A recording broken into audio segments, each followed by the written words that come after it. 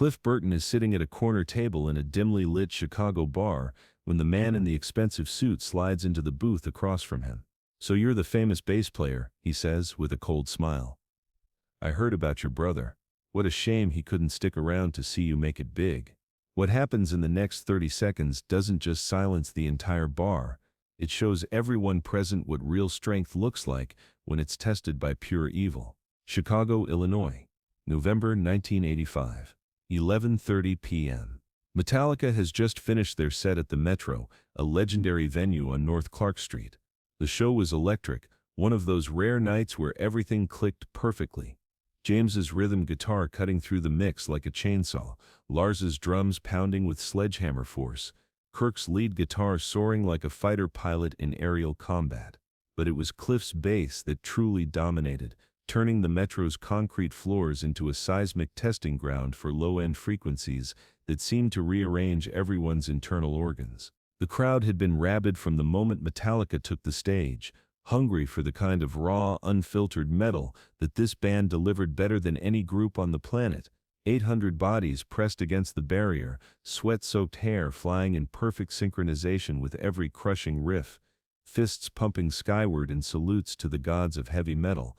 These four young men had somehow become. This was what live music was supposed to be: Tears' genuine communion between artist and audience, a shared experience of cathartic release that left everyone drained but somehow purified, cleansed by the intensity of sound and emotion that could only be achieved when musicians and fans united in common purpose. After the show, while James, Lars, and Kirk headed back to their hotel to decompress and plan tomorrow's drive to Detroit, Cliff had decided he needed something different. Not the standard post-show routine of beer and groupies and war stories about technical difficulties and equipment malfunctions that seemed to plague every tour. He needed solitude, needed space to process the emotional intensity of performing music that dealt with themes of death, addiction, and existential despair, night after night, month after month, without losing his own humanity in the process. The transformation from stage persona to private individual was always jarring for Cliff. On stage, he was larger than life, a mythical figure whose bass lines could shake buildings and whose presence commanded attention from thousands of people simultaneously. But off stage, he remained fundamentally the same shy, introspective kid from Castro Valley, California, who had fallen in love with classical music at age 6 and never lost his sense of wonder about the mathematical relationships that governed harmony and rhythm. So he'd walked 6 blocks through Chicago's November cold, past late-night diners with flickering neon signs advertising best coffee in the city, and open 24 hours, past homeless veterans huddled in doorways with cardboard signs explaining their situations in worn black marker, past construction sites where tomorrow's skyscrapers were slowly rising from concrete foundations. The city at midnight was a different creature than the city during daylight hours. More honest, more dangerous, more willing to reveal its true nature to those brave enough to walk its streets alone. Eventually he found Murphy's Tavern, a dive bar that looked like it hadn't been updated since the Kennedy administration, and was proud of that fact. Dark wood paneling covered the walls from floor to ceiling, stained by decades of cigarette smoke and the dreams of men who came here to forget their failures. Cracked leather bar stools surrounded a mahogany bar that had been carved by Irish craftsmen in the 1940s, each nick and scratch telling a story of late-night confessions and early morning regrets. A jukebox in the corner played Sinatra at low volume, strangers in the night providing a melancholy soundtrack for the handful of other patrons scattered throughout the room like survivors of some unspecified disaster.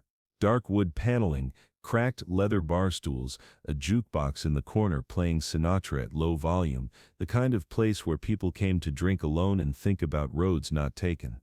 Cliff ordered a Jameson on the rocks and found a booth in the back corner, away from the handful of other patrons scattered throughout the room like survivors of some unspecified disaster. He pulled out a small notebook he always carried, the kind musicians use to jot down melody ideas or lyrics that occur to them at random moments. But tonight he wasn't writing music. He was writing a letter he would never send. "Scott," he wrote at the top of the page, then stopped. His older brother had been dead for 3 years, killed in a car accident when Cliff was 21. Scott had been the responsible one, the brother who went to college and got a steady job and made their parents proud in all the conventional ways. Cliff had been the dreamer, the one who dropped out of college to chase rock and roll fantasies that everyone assumed would end in disappointment and financial ruin. But Scott had always supported Cliff's musical ambitions, had driven him to band practice when Cliff didn't have a car, had lent him money for equipment when Cliff was broke, had sat in empty clubs listening to Cliff play bass in terrible bands, offering encouragement and constructive criticism with equal measures of honesty and love. Scott never lived to see Metallica make it big, never got to witness his little brother playing bass on stages that held thousands of people instead of dozens. The grief still hit Cliff at unexpected moments. Not the sharp, overwhelming pain of the first year, but a duller ache that felt like carrying around a stone in his chest. Music helped, performing helped, but sometimes, like tonight after a particularly intense show, the weight of Scott's absence felt unbearable. He was halfway through writing his imaginary letter when the man appeared at his table. Vincent "Vinny" Torrino was not someone you wanted to meet in a dark Chicago bar at midnight. 6'2", 230 pounds of muscle, wrapped in a charcoal gray suit that probably cost more than most people made in a month. His black hair was slicked back with pomade that caught the dim bar lights like oil on water. His face carried the kind of scars that came from years of violence. A crooked nose that had been broken multiple times, a thin white line running from his left ear to the corner of his mouth, knuckles that looked like they'd been rebuilt with steel plates. Vinny was a lieutenant in the Chicago outfit, what remained of the organized crime family that had once ruled the city with iron fists and concrete shoes. He ran illegal gambling operations, loan sharking and protection rackets for bars and restaurants throughout the North Side. He was also, according to police files that would later be subpoenaed in federal court, suspected in at least 7 murders, though prosecutors had never been able to make charges stick. But tonight, Vinny wasn't here on business. He was here because he'd been at the Metallica show, drawn by curiosity about this new heavy metal band that everyone was talking about. He'd stood in the back of the metro watching these 4 long-haired kids from California create sounds that seemed to shake the building's foundation. And something about their music had triggered memories he'd spent years trying to suppress. Vinny's own brother Michael had been killed 5 years earlier in a gang war that left 17 people dead and forever changed the balance of power in Chicago's underworld. But unlike Cliff's brother, who died in an accident, Michael had been executed, bloodshot 3 times in the back of the head, and left in the trunk of a car in a South Side parking lot. Vinny had never been the same after finding the body. So when Vinny overheard a conversation at the bar during Metallica's set, when he learned that the bass player with the incredible stage presence had also lost a brother, something dark and twisted in his psyche saw an opportunity. Not for business, not for profit, but for the kind of psychological cruelty that some damaged people use to process their own unresolved trauma. "So you're the famous bass player," Vinny said as he slid uninvited into the booth across from Cliff. His voice carried the flat, emotionless tone that professional criminals use when they want to establish dominance without raising their voices. "I was at your show tonight. Interesting music. Lot of anger in those songs."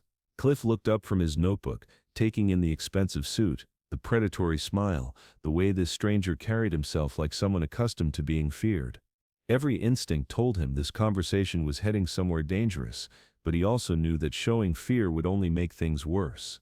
"Thanks for coming out," Cliff said evenly. "Always good to meet fans." Vinny laughed, a sound like gravel being poured into a cement mixer. "Fan might be too strong a word, but I do appreciate music that comes from real pain, real loss. I heard about your brother. What a shame he couldn't stick around to see you make it big." The words hit Cliff like a physical blow, but he didn't flinch. Didn't show any reaction, except for a slight tightening around his eyes that someone less observant might have missed entirely. The other patrons in the bar had gone quiet, sensing tension but not understanding its source. The bartender, a gray-haired Irish-American named Sean, who'd been working this room for 20 years, recognized Vinny and was already reaching under the counter for the baseball bat he kept for situations like this. But Cliff just sat there, looking directly into Vinny's cold eyes, and said nothing. The silence stretched between them like a taut wire, each second increasing the pressure, increasing the stakes of whatever game Vinny thought he was playing. Must be hard, Vinny continued, leaning forward with the casual cruelty of someone who enjoyed watching others suffer, playing all those songs about death and loss, knowing your big brother will never hear them, knowing he died thinking you were just another musician who'd never amount to anything. That's when Cliff Burton did something that shocked everyone in the bar, including Vinnie Torrino. Instead of getting angry, instead of responding with violence or threats or even harsh words, Cliff closed his notebook, folded his hands on the table, and spoke in a voice so calm and controlled, it was almost supernatural. My brother Scott died in a car accident on December 14, 1982, Cliff said quietly. He was driving home from his job at the accounting firm where he'd worked since graduating college. It was raining. He hydroplaned on the freeway and hit a concrete barrier. The doctors said he died instantly, that he didn't suffer. Vinny's smile faltered slightly. This wasn't going the way he'd expected.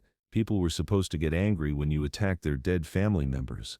They were supposed to lose control, make threats, give you an excuse to escalate the situation. But Cliff continued, his voice never rising, never wavering. Scott was 26 years old. He was going to marry his girlfriend Sarah the following spring. They'd already put a deposit down on a house in the suburbs. He wanted to have kids, coach Little League, be the kind of father our dad never was. The bar had gone completely silent now. Even the jukebox seemed to have stopped playing, though that might have been a trick of perception, as everyone strained to hear this quiet conversation that felt like it was happening in the eye of a hurricane. Scott supported my music even when he didn't understand it, Cliff continued. He came to my shows, bought my records, told his friends about my band. He believed in me when I didn't believe in myself. He died before he could see me succeed, but he didn't die thinking I'd never amount to anything. He died knowing I was exactly where I was supposed to be. Vinny was starting to look uncomfortable, like he'd started a fight he didn't know how to finish. The psychological cruelty that had seemed so satisfying in concept wasn't working the way it was supposed to. Instead of breaking this young musician's composure, he was being forced to witness a kind of strength he didn't understand and couldn't combat.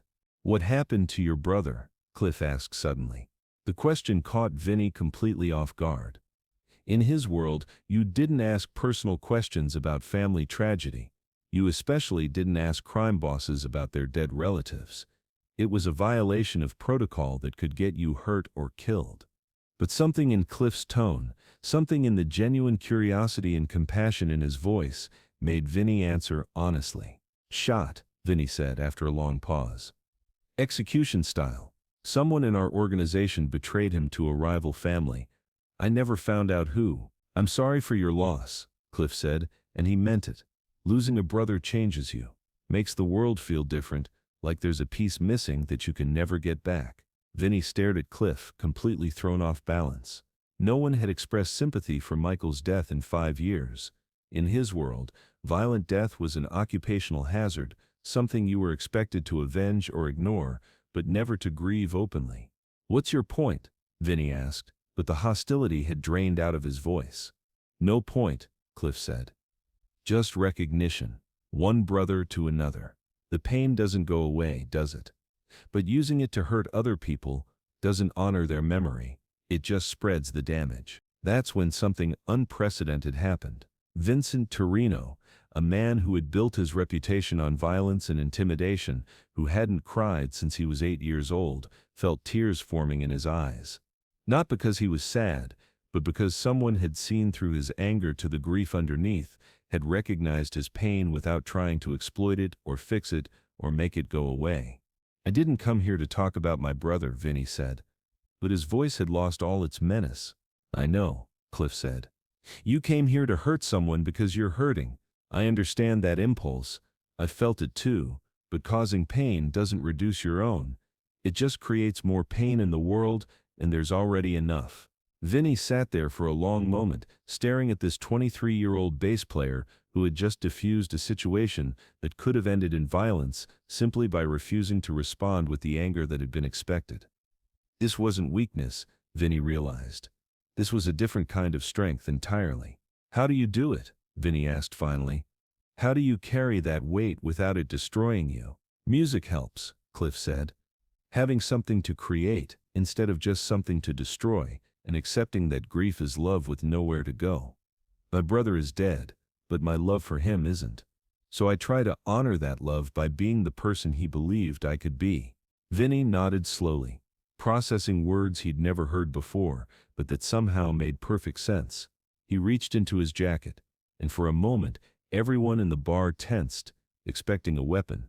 Instead, he pulled out his wallet and placed a $50 bill on the table. "For your drinks," he said. "And for the conversation." He stood up to leave, then paused. "Your music tonight," he said. "It reminded me of Michael. He would have liked it. He always said music was the only honest thing left in the world." Then Vincent Torrino walked out of Murphy's Tavern, leaving behind a room full of witnesses to one of the most unlikely conversations in Chicago criminal history. The bartender later told reporters that he'd never seen anything like it. Nos, a potential confrontation between a mob enforcer and a rock musician that ended with both men understanding something they hadn't understood before. Cliff finished his drink in silence, then returned to writing his letter to Scott. But now the words came easier because he'd just proven to himself that Scott's faith in him had been justified. Not because he'd achieved fame or success, but because he'd become the kind of man who could face cruelty with compassion, who could transform potential violence into genuine human connection. 3 months later, Vinny Torrino was arrested by federal agents as part of a massive racketeering investigation. But while he was awaiting trial, he did something that shocked everyone who knew him. He started attending grief counseling sessions at a local community center. He told the counselor about a conversation with a bass player that had changed his understanding of strength and vulnerability. 6 years later, when Cliff Burton died in that bus crash in Sweden, Vincent Torrino was serving a 15-year sentence in federal prison. But when he heard the news on the prison radio, he wrote a letter to Metallica's management company, expressing his condolences and sharing the story of their brief encounter in a Chicago bar. The letter found its way to James Hetfield, who later said it was one of the most moving tributes to Cliff he'd ever received. Cliff had this ability to see the person behind the anger, James said in an interview years later. He could find common ground with anyone, even someone who came looking for a fight. That was his real strength. Not his bass playing, though that was incredible, but his humanity. Today, Murphy's Tavern is gone, replaced by a Starbucks that serves overpriced coffee to hipsters who have no idea what once happened in that space. But the story lives on, passed down through Chicago's music community as an example of how art can bridge the most unlikely divides, how compassion can diffuse situations that seem destined for violence, how one man's refusal to respond to hatred with hatred can change the course of another man's entire life. Cliff Burton never sought out confrontation, never tried to prove his toughness through aggression or intimidation. He understood that real strength wasn't about physical dominance or the ability to inflict pain on others. Real strength was about maintaining your humanity in the face of inhumanity, about responding to cruelty with kindness, even when every instinct told you to fight fire with fire. But that night in Chicago, facing down a man who represented everything dark about human nature, he showed what real courage looks like. Not the absence of fear, but the choice to respond to hatred with understanding, to cruelty with compassion, to potential violence with peace. He saw past Vincent Torrino's intimidating exterior to the grieving brother underneath, and in doing so, he offered something that no amount of money or power could buy: genuine human connection in a moment of profound isolation. The mob boss came looking for weakness and found strength he didn't recognize. He came expecting to inflict emotional pain and instead received emotional healing. He left the bar changed, carrying with him a new understanding of what it means to honor the dead by serving the living, what it means to transform grief into something constructive rather than destructive. That's the kind of man Cliff Burton was. That's the kind of strength the world lost when he died too young in that Swedish bus accident. And that's why his legacy extends far beyond the bass lines he played or the albums he recorded. He understood that real power isn't about dominating others, it's about lifting them up, even when they don't deserve it, especially when they don't deserve it.